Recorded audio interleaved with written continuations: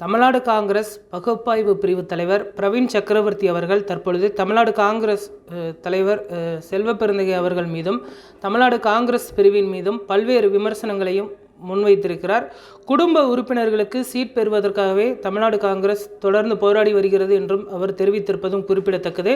Karur MP Jothimani அவர்களும் கடுமையான ஒரு விமர்சனத்தை காங்கிரஸ் கட்சியை நோக்கி வைத்த நிலையில் தற்பொழுது பிரவீன் சக்கரவர்த்தி அவர்களும் வைத்திருக்கிறார். குறிப்பாக அவர்களுடைய குடும்ப உறுப்பினர்களுக்கு சீட் பெறுவதற்குத்தான் அனைவரும் முயற்சி செய்கிறார்கள், ஏன் குலுக்கல் முறையில் தேர்ந்தெடுக்கக்கூடாது என்ற ஒரு கேள்வியும் வைத்திருக்கிறார்.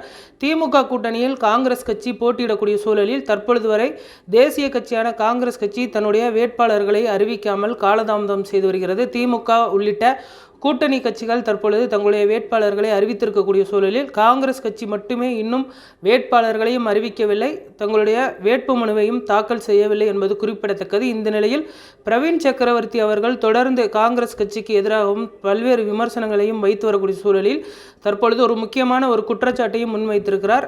காங்கிரஸ் கட்சியை பொறுத்தவரை அவர்களுடைய குடும்ப உறுப்பினர்களுக்கு பார்த்தோமெனால் சீட் பெறுவதற்குத்தான் அனைவரும் முயற்சி செய்கிறார்கள், ஏன் குலுக்கல் முறையில் தேர்ந்தெடுக்கக்கூடாது என்ற விமர்சனத்தையும் முன்வைத்திருக்கிறார். ஆனாலுமே கூட தேசிய தலைமையாக இருக்கட்டும் அல்லது தமிழ்நாடு காங்கிரஸ் தலைவர் செல்வப்பெருந்தகையும் இது குறித்து எந்த ஒரு கருத்தையும் தெரிவிக்காமல் தொடர்ந்து அமைதி காத்து வருவதும் குறிப்பிடத்தக்கது.